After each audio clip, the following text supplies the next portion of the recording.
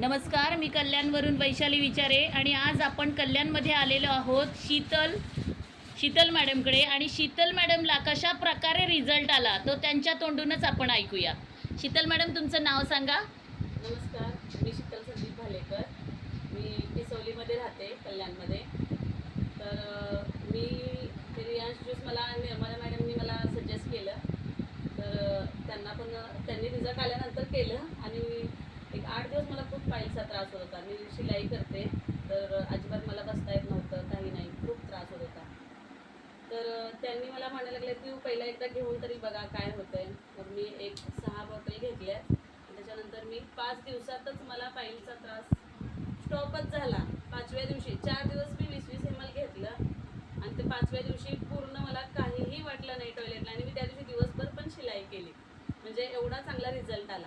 हा रिझल्ट आल्यानंतर मला खूप बरं वाटायला